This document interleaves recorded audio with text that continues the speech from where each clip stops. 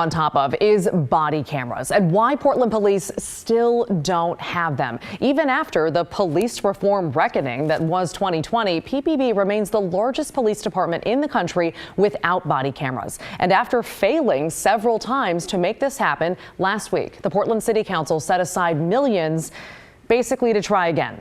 And we should note, even if this attempt works, it could still be a while before officers actually have these body cameras. And a lot of you, frankly, want to know why. So we're bringing in Kyle Laboshi, who's been all over this. Kyle, you ready for some viewer questions? You bet. Okay, great. So let's, a lot of these I should know sound pretty similar. Becky Ann wrote, if Portland is the last large city to not have police body cams, why are we dragging out the process so long by reinventing the wheel? That's been kind of the recurring theme. Phyllis asked the same thing. Are we reinventing the wheel? Again, therein lies the theme. So, Kyle, I'm just going to ask you, let's repeat it. Are we reinventing the wheel? Well, when it comes to the equipment, no. Getting the cameras is the easy part. It's the bickering over policy that's really slowing things down. Here's the deal. The city and the police union, they're in contract negotiations.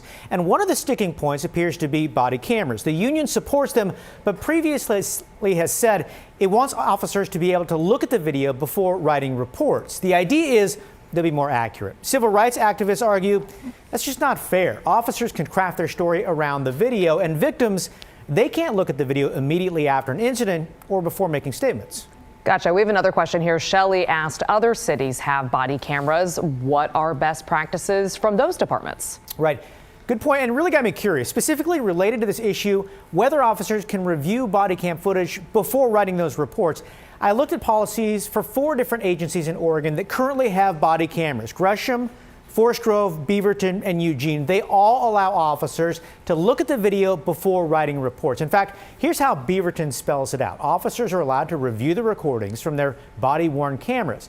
To help ensure accuracy and consistency, officers are encouraged to review recordings as a resource prior to preparing reports. Gotcha. And then, Kyle, the U.S. Department of Justice also weighed in on this issue just a few weeks ago, right?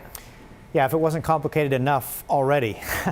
So yes, the feds are also involved because they're working with the city of Portland to hammer out a 2014 settlement over police reform. As part of the deal, the feds, they're recommending that when an officer uses force, the officer shall not, emphasis on not, shall not be allowed to review the video before completing reports or interviews.